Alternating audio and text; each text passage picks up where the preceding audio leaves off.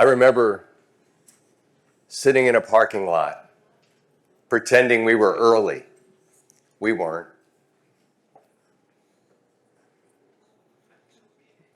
My wife and I were trying to get the courage to go into a food line. And immediately what I thought about, somebody we know sees us. In that moment,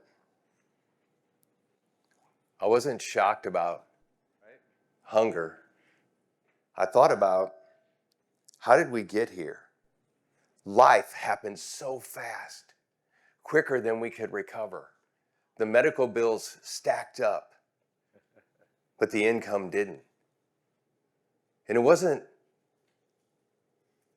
that we didn't work hard, it wasn't that we didn't try, but we just caught ourselves in this moment in time. And in that process, it wasn't the hunger that surprised me, it was the shame. Hunger didn't just take our food, it took our dignity.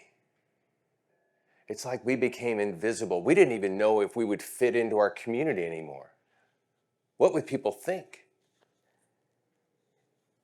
You have to prove you're sufficiently deficient to need help. And that was a big motivator for why we are and who we are today.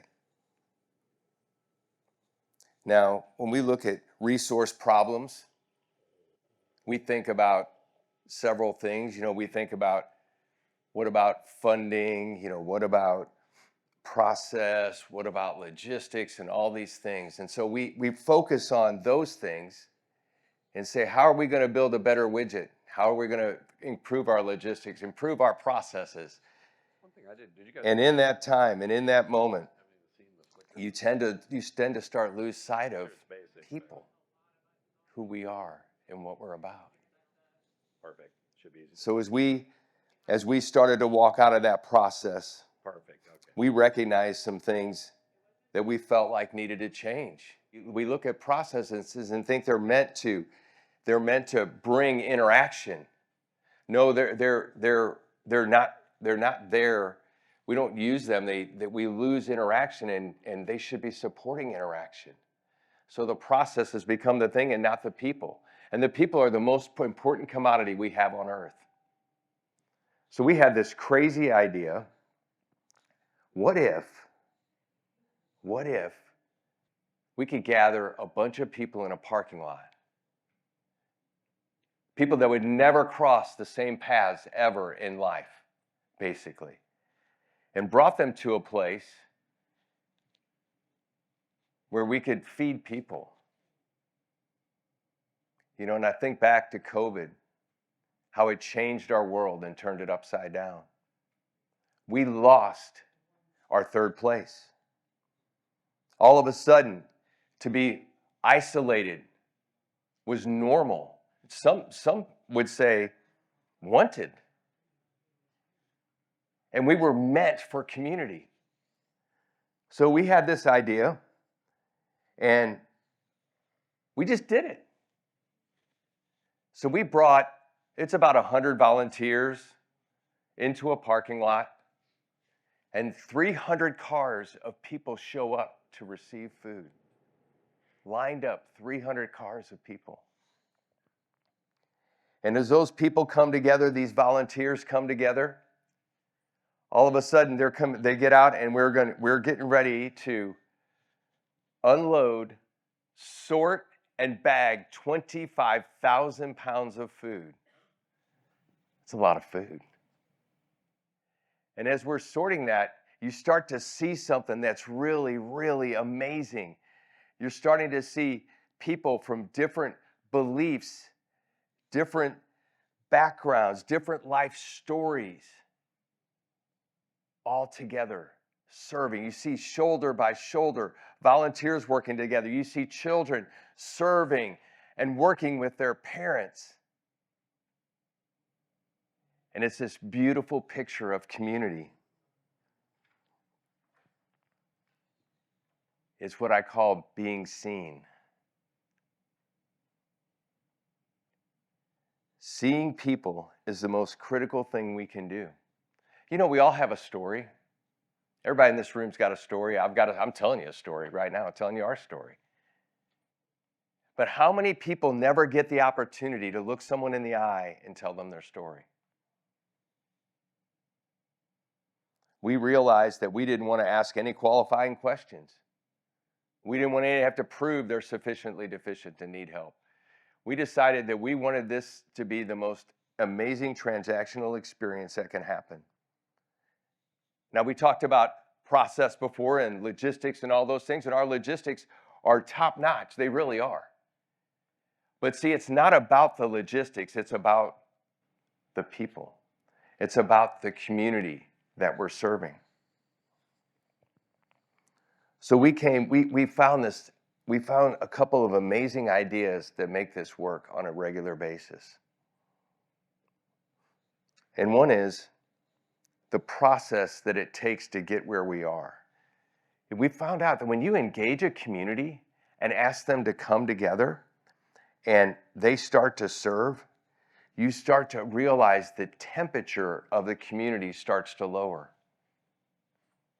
We have to intentionally disrupt how we're doing community right now, today, in our age.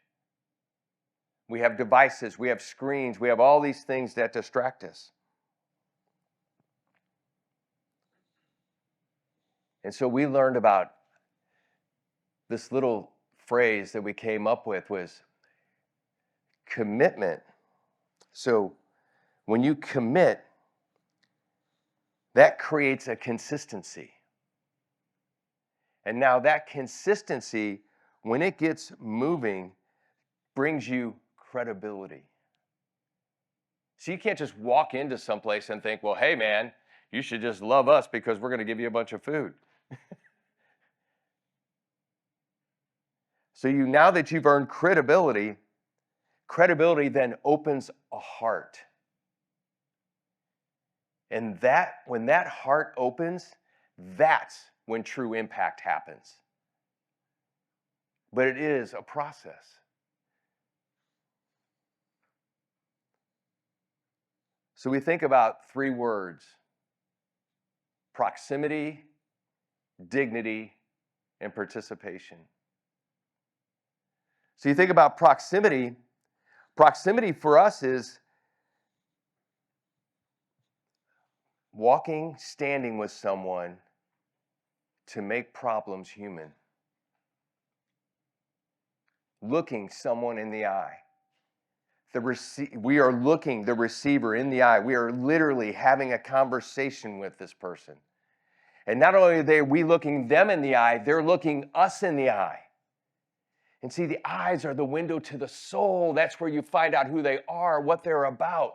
When you look at someone and you're doing it, it's hard for someone not to like you when you're serving them unconditionally. Dignity. That's a hard one, isn't it? Dignity. Our job, I believe, is to help people restore dignity by giving them agency. Agency means 2 things: being seen and heard. So when you ask that question, what's your story? They know you see them, and now you're willing to listen. What a beautiful thing. Proximity. Everyone has something to offer. Even on their hardest day. Especially on their hardest day, they have a role and a part to play. So as we look at our communities and we think about how do we build better processes, how do we build better systems, those things don't create belonging in and of themselves. People do. We do.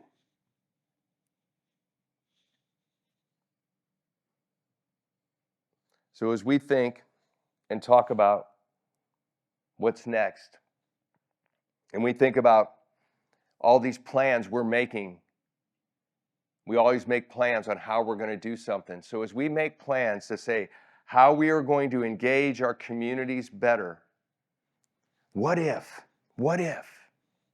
instead of just worrying about the systems being better, what if? And what if our neighbors just said, I refuse to allow my neighbors to be strangers? That's where community changes. I'll see you in the parking lot. Thank you.